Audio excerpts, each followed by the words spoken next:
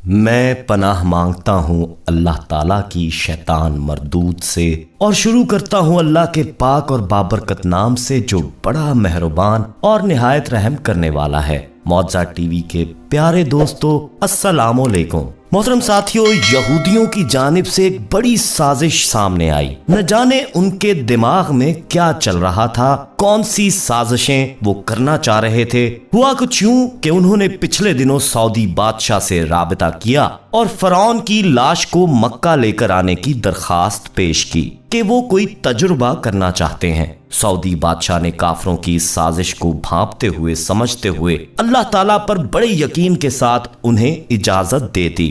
यहूदी चाह रहे थे कि वो फरौन की मम्मी को लेकर जाएंगे और साबित कर देंगे कि ये फरौन नहीं है बल्कि फरौन समझा जा रहा है, कोई और है। जब वो फरौन की मम्मी को खाना काबा लेकर गए तो दोस्तों, वहां जब फरौन को खाना काबा के सामने रखा गया तो एक ऐसा मौजज़ा रूनुमा हुआ जिसके बारे में आज की वीडियो में हमने आपको दिखाना है और बताना है। और ये मौजज़ा देखकर दोस्तों, यकीन जानिए आपकी रूह कांप उठेगी। ये एक ऐसा मौजज़ा था जिसको देखने के बाद वो सारे यहूदी काफिर सजदे में गिर गए। मगर इस बारे में सब जानने के लिए हमारे साथ वीडियो में आखिर तक जुड़े रहिएगा। और आगे बढ़ने से पहले कंफर्म कर लें कि आपने हमारा चैनल सब्सक्राइब कर रखा है, और अगर नहीं तो अभी हमारा चैनल मौजज़ा टीवी सब्सक्राइब करते हुए बेल आइकन को क्लिक करना मत भूलिएगा, ताकि हमारी मजीद आने वाली वीडियोस का नोटिफिकेशन बर वक्त आपको मौसूल होता रहे। और हमें यकीन है दोस्तों कि खाना काबा का नाम सुनते ही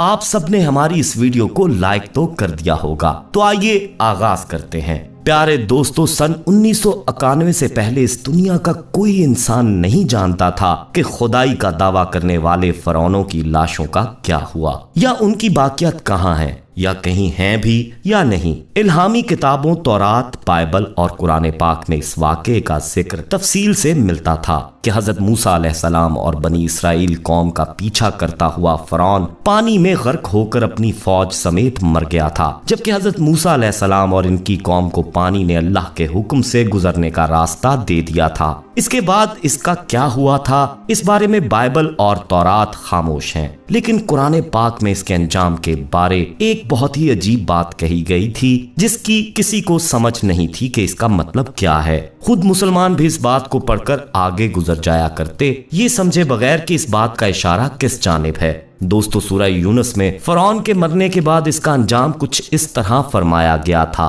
बस हम तेरे बदन को समुंदर से निकाल कर महफूज कर लेंगे ताकि तू बाद में आने वालों के लिए इबरत बन जाए। सूरह यूनुस आयत नंबर 92। दोस्तों, ये वाकया आज से 3500 साल पहले पेश आया था। फरौन के डूबकर मरने के बाद समुंदर में उसकी लाश को अल्लाह के हुक्म से बाहर फेंक दिया, जबकि बाकी लश्कर का कोई नामो निशान ना मिला। मिस्रियों में से किसी शख्स ने साहिल पर पड़ी इसकी लाश पहचान कर अहले दरबार को बताया। फरौन की लाश को महल पहुंचाया गया। दरबारियों ने मसाले लगाकर इसे पूरी शान और एहतराम से ताबूत में रखकर महफूज कर दिया। हनूत करने के अमल के दौरान इनसे एक गलती हो गई थी। फरौन क्योंकि समुंदर में डूबकर मरा था और मरने के बाद कुछ अरसे तक पानी में रहने की वजह से इसके जिस्म पर समुद्री नमकियात की एक तह जम गई थी। मिस्रियों ने इसकी लाश पर नमकियात की वो तह इसी तरह रहने दी और इसे इसी तरह हनूत कर दिया। दोस्तों, वक्त गुजरता रहा, जमीनों आसमान ने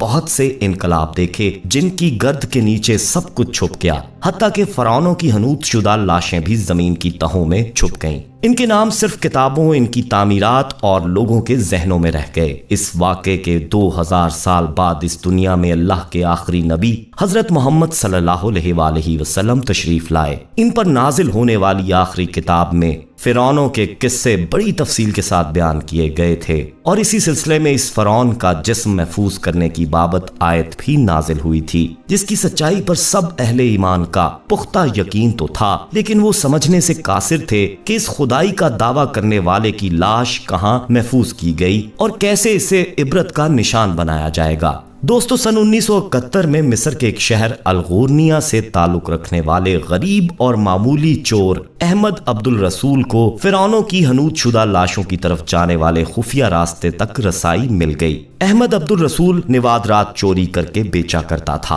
एक दिन वो दरियाए नील के किनारे के करीब तबीसा के मुकाम पर इसी सिलसिले में फिर रहा था जब उसे एक खुफिया रास्ते का पता चला। वहां वो निवाद रात की चोरी के लिए जगह खोद रहा था कि इसी दौरान उसे कुछ लोगों ने पकड़ लिया और पुलिस के हवाले कर दिया। वो जिस जगह को खोद रहा था वहां से मिलने वाले रास्ते की जब मुसलसल खुदाई की गई तो 1991 को दूसरी मम्मियों के साथ इसी गर्क होने वाले फिरौन की लाश भी मिल गई। इसके कफन पर सीने के एक मुकाम पर इसका नाम लिखा हुआ था।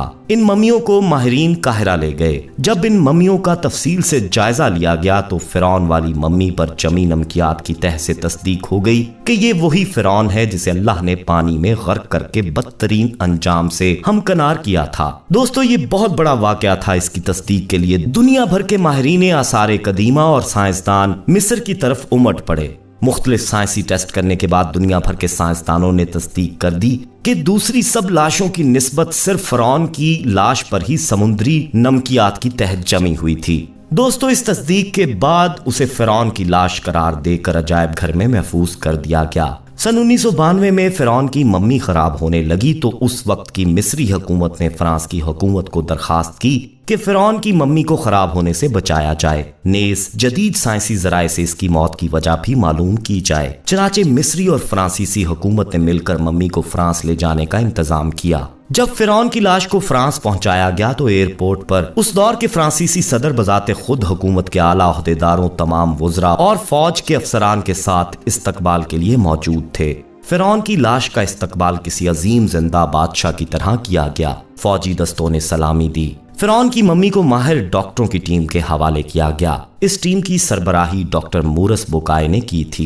माइक्रोस्कोपिक टेस्टों के जरिए मम्मी के तमाम आज़ा का बारीक बीनी से जायजा लिया गया तो मालूम हुआ कि इसकी लाश और जिस्म में समुद्री ज़रात अभी तक मौजूद हैं और मौत की वजह भी पानी में डूबने की वजह से हुई थी। एक बादशाह की मौत पानी में डूबने की वजह से हो, ये डॉक्टर मूरस के लिए हैरत की बात थी। उसने इस मम्मी के बारे मजीद जानने की कोशिश की तो उसे मालूम हुआ कि इस बादशाह की मौत के हालात मुसलमानों के नबी हजरत मोहम्मद सल्लल्लाहु अलैहि वसल्लम पर उत्तरी किताब कुरान पाक में तफसील से दर्ज हैं। इसे इल्म था कि जहां ये लाश मिली है वो एक इस्लामी मुल्क है। चनाचे तजस्सुस के हाथों मजबूर होकर वो मिस्र पहुंचा। वो एक साइंसदान था। उसने इस मामले में मिस्र के ही एक साइंसदान से मुलाकात की। उस साइंसदान ने कुरान पाक खोलकर उसे सूरह यूनुस की आयत 90 ता 92 का तर्जुमा लफ्ज बा लफ्ज सुनाया। फिरौन का खुदाई का दावा, उसका पानी में डूबकर मरना और फिर पानी से निकालकर इसकी लाश का हनूत हो जाना और फिर दोबारा लाश का मिलना और फिर इसकी लाश को जदीद साइंसी दौर में दोबारा महफूज किया जाना, सबका इशारा एक जानिब था